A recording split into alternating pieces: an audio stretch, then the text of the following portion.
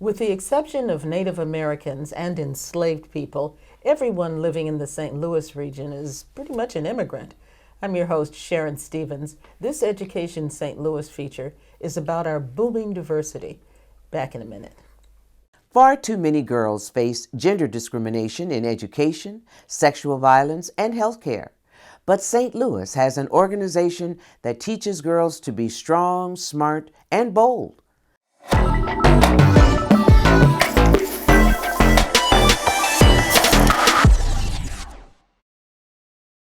The United States is currently experiencing the sharpest rise in the rate of poverty since the 1960s. Poverty is extremely pervasive in this country. What many people don't consider is there is a direct association with the lack of material necessities. I am your host, Bonita Cornute. Here on the Open Source TV, you will learn why the St. Louis Diaper Bank is so important to our community.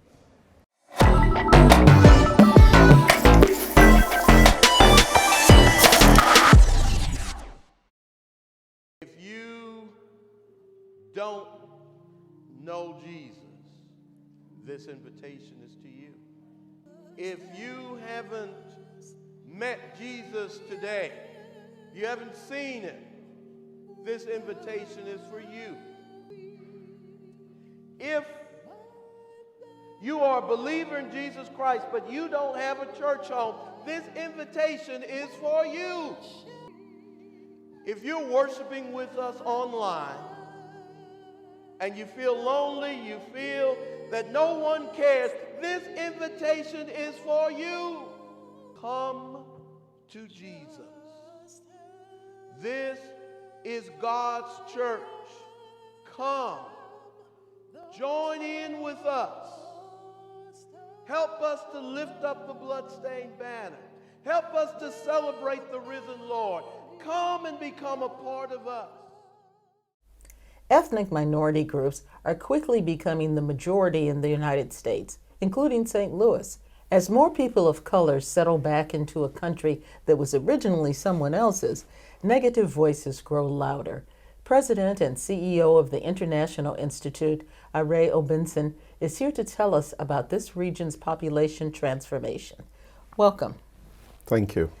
Tell us, how long have you been head of the International Institute? February marked my third year, so I've been president since February of 2021, and 2024 makes it 3 years now.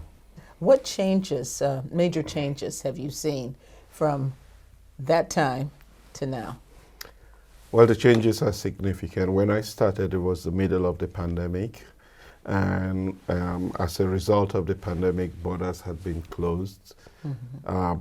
There was a previous administration that had the Muslim ban, and we had seen significant decline in immigrant arrivals into the United States. So in 2020, we did welcome just 147 refugees into the St. Louis area. But in 2021, towards the end of 2021, we went from 147 to 800. And that's a big jump. That's a big jump, and it has just continued going this month. Think about it. Mm-hmm. 147 all of 2020 and 147 in 1 month, the month of February. Why is that? Several things are happening. One is the Biden administration has been able to build up capacity that had been dismantled in the previous administration, and that has created opportunities for people that had been waiting over the years to find refuge. What does capacity mean? So the previous administration really didn't prioritize immigration, and considering things like the Muslim ban had barred people from many countries from coming to the United States as refugees.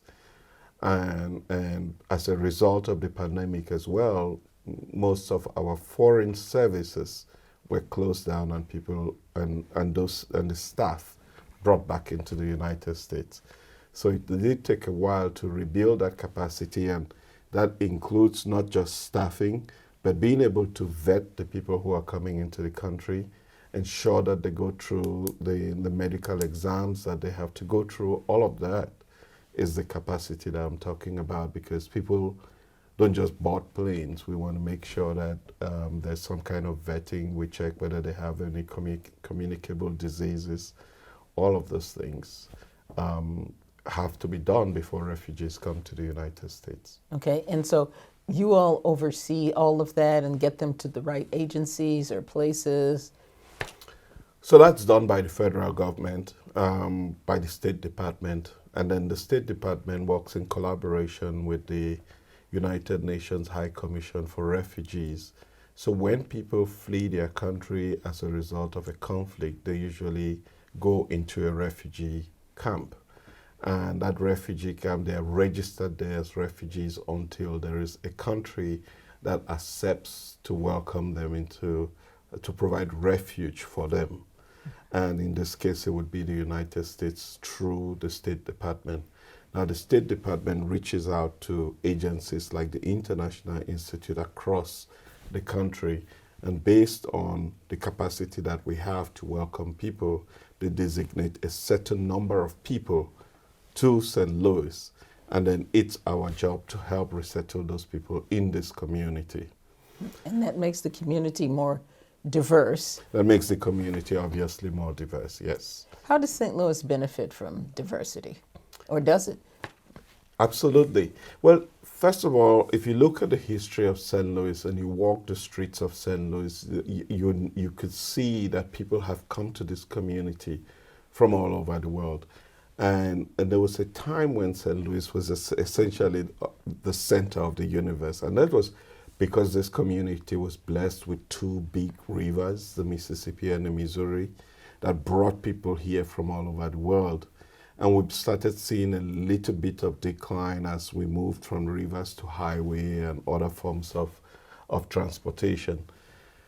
But even as people came here from all over the world, we also have observed over time that people did not necessarily be integrated as a community. They still lived in silos. But what we are trying to do at the International Institute is really attract people from all over the world who bring not only their culture, but they bring their talent, they bring their skill sets to help grow this community. Sharon, if you look at St. Louis now, we've seen decades of declining population. Mm-hmm. And declining population is a recipe for failure of any community. Our death rates are higher than our birth rates. Outward migration of young people who come to our wonderful universities here is at 65%. So we have to do something different to re-dynamize the population and ensure that we're seeing population growth so that it can ensure long-term prosperity for everyone. The people that we serve as immigrants or the refugees that come to this community have an average age of 24. The family size is about 6. We also know that within 3 to 5 years, the average household income of the immigrant family is about $70,000. We're also seeing that the level of education is postgraduate. The average is master's degree. 1 in 5 small businesses are started by the immigrant population. So we think that this could be a good solution to reverse the trend of population decline to population growth, to re-dynamize our workforce, to reinvigorate the economy of St. Louis and create prosperity for everyone in this community. That's how we see this community benefiting from the influx of immigrants. But it's also universal knowledge across the world, and not only in the United States, that communities that have embraced people coming from all over the world are communities that continue to flourish. And I think that has been the story of St. Louis in the past, and that could be the story of St. Louis in the future. Okay. How about your path here? Was it similar to what some of these people are going through? No, my journey here was not as traumatic as some of the people that we are seeing here, but it it wasn't smooth either, right? I didn't have to spend time in a refugee camp. I came here with an opportunity to work, but I also came here without a credit history. I came here without a rental history, and those are challenges that our people face, because when you don't have a credit history, it's really difficult to get your life started here. I bought my first car in this country at a 23% interest rate, obviously because I didn't have a credit history. But and couldn't rent until somebody had to co-sign for me. So these are some of the challenges that when people arrive, they face, and we walk alongside with them to be able to support them.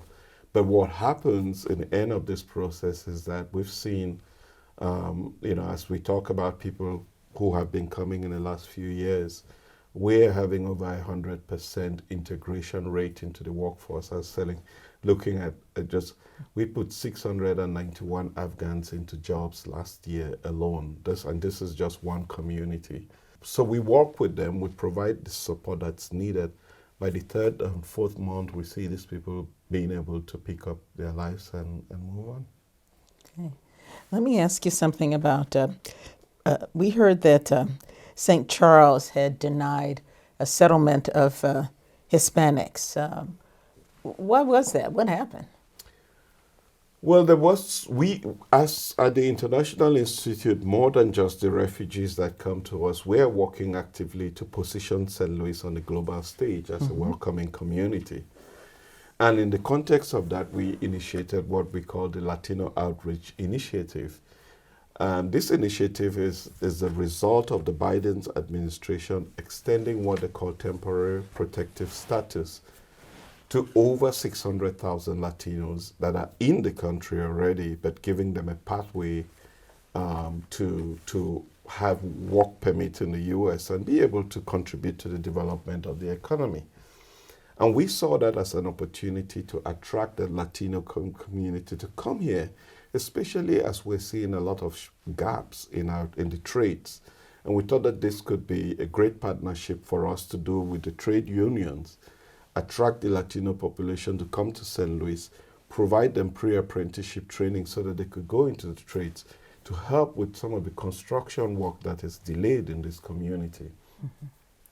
But then we had voices come out of the St. Charles County, either by way of misunderstanding what we were trying to do and suggesting that they would not like for us to bring in any illegal Latinos into this community. Well, we did what we had to do to provide them with the education that was needed for them to understand what we were trying to do. And as a community, we were able to make that motion fail, and we moved on. Okay, so is everything okay? Is that has St. Charles become more accepting, or? Based on the conversations that we had with the county members, the council members, we believe that they have a better understanding of what we are trying to accomplish. That is for the good of this community, for everyone's good at the end of the day, and we hope that they have put that behind them. We also want to say it's really in the interest of St. Louis and the region for this community to be seen as a welcoming community. The more we have stories like that of St. Charles, the more people who already live here question whether they should be here. And if we have people leaving our community, it's not a good thing. We want to have people coming into the community at the end of the day. Okay. And some of the communities where there certainly have been a lot of immigrants, one of them I think is Maryland Heights. Yes. How is that working out? Well, I think Maryland Heights is working out well because there's a lot of companies in the area that are hiring a lot of people. In fact, people do not know this, but one of the fastest growing foreign-born population in St. Louis is the Indian population. And that's because they are supporting the Boeings of the world and Citigroup and MasterCard. And somehow Maryland seems to be the midpoint between the city and the county, and that's why we're seeing a lot of movement in that direction. Okay. Yeah, and it's working out well. I think we're also seeing a lot of economic boom in the area. We're seeing a lot of construction as well. Okay. And when you say Indian, you're referring to people from India. People from India, Okay. yes. You know what we do see is we see a lot of restaurants, a lot of ethnic restaurants. Are a lot of the immigrants who are coming in, are they self-employed? Yes, what we are seeing is that almost 1 in 5 are starting small businesses in the community. So some of the restaurants, yes, in fact, at the institute, we have a program where we're actually helping support the small businesses and giving them the opportunity to grow their businesses, not just by organizing events where they can showcase themselves, but also providing them financial literacy support. We're also helping them with credit building and just things that every small business needs to be able to grow. What about education? You know, a lot of these people coming, to St. Louis, they've got kids, you know? Yeah. How difficult is it to find a school or school district where they can have an English as a second language, curriculum? Yeah, it's quite interesting because I was actually having a meeting this morning with reference to that. The St. Louis public schools have been incredibly helpful in this process. I would say that the school, they are very, very experienced in this process, working with us over the years, for decades, in welcoming people into the community. We all, just as the International Institute has ramped up capacity, so too has the St. Louis Public Schools District. And they are actually providing support to other school districts because they have more experience supporting other school districts, because the more people come, the more we have to put them out as well into the county as opposed to only in the city. The integration has been well. In the city, we work very closely with the Roosevelt High School. We even provide after-school programs to help the kids catch up with their English. But the integration, especially in the city, is typically smooth. Okay, so some of the suburban areas, we need to rely on St. Louis because they may not have that same level or that same capacity for helping students from other countries learn our language, and the other countries can be they're from all over, aren't they? They're from all over. They're from all over the world. St. Louis has been lucky, unlike most other cities where people come only from a specific community. We are seeing, in terms of refugees, we're seeing a significant number of Congolese. We're seeing Cuban and Haitian arrivals, highest that we've ever seen. We're seeing people come from Burma, or Myanmar, as they'll call it. We continue to see big arrivals from Afghanistan, Ukraine, and now we're seeing arrivals from Guatemala and Central African Republic, which are places that we've not seen arrivals before. Okay, that means you've got to have a number of people who are, if not fluent, able to speak the language, because there are so many different dialects in a given country. They may not all speak the same language. What about people that, in the news, of course, and it's been for, quite some time, the people who are coming across the border, are they in any way, have any of them made their way up here? Yeah.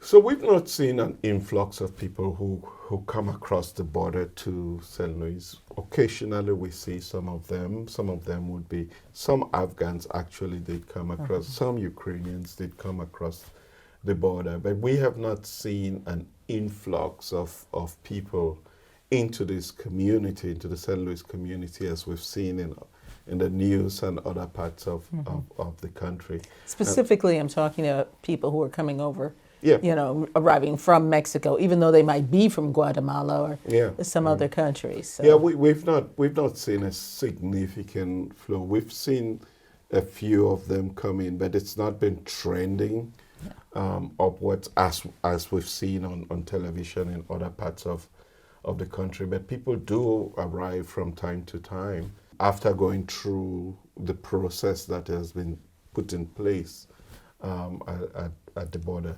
Obviously, that's because we're in the middle of the country, and it does take some time to make your way through here, and they have access to some of those services in other parts of the country.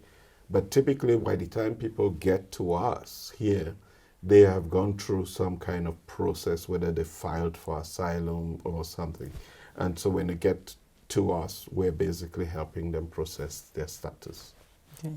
How can people in the St. Louis community be more helpful to immigrants? I mean, the International Institute is one thing, but what about just people who are not associated with an organization such as yours? What can they do to be more welcoming and helpful? Well, the first thing that I'm going to say is that I always talk about three things that we have in common as human beings. With the first being, what I've observed is that we all have the same wants, we have the same needs, and we have the same fears. We have the same wants because these people who are coming to this country are just ordinary people who want to live in peace. They just want shelter. They just want a refuge. Secondly, we have the same wants in the sense that they also just want the next generation to have a better life. They want to create opportunities for that next generation. But they also have the same fears, just as we do. We fear the unknown. And in the end, that's what separates us. If you want it to be a welcoming community, then welcome your neighbor. But you can do more than that. If you want to really understand, become a volunteer, get involved in a community project that's helping our new arrivals. Mm-hmm. But you could also support by way of donating items that can help. A blanket for somebody that just arrived in the winter is helpful. A pillow, a couch, anything that can be helpful to welcome somebody into this community and give them an opportunity to begin their lives here. You could also donate to the International Institute or any other of the immigrant service providers in this community. And together we're going to create a community that is welcoming. Because what we do to people who arrive should be what we would do to our own brothers and sisters. And word goes around at the end of the day, and that's how we can position St. Louis. We can change the narrative about St. Louis being the challenging narrative of everything that is wrong to one that is positive. It's in our hands, and it's in the hands of everyone in this community to make it welcoming. Mm-hmm. What do you think St. Louis is going to look like in, say, 10 years in terms of the population makeup? It is my hope with the dream, the audacious goal that we have, that by 2030 we would be welcoming about 35 families, where average that would be about 10 to 15,000 people. And if we keep up that pace, we'll be able to turn around the population decline, and St. Louis will be really a prosperous community. I really believe in that, and I see it every day as people come and integrate the workforce in this community. Okay. Thank you very, very much. Thank you for being our guest today. We appreciate you. Texas, Colorado, Arizona, New Mexico, and California were Latin communities. Oklahoma, Missouri, Alabama, Montana, Minnesota, and others were founded by Native Americans. The United States was originally a nation of color. Think about the next time you hear about somebody screaming, "Go home!" This has been an Education St. Louis segment. I'm Sharon Stevens. Thank you for watching.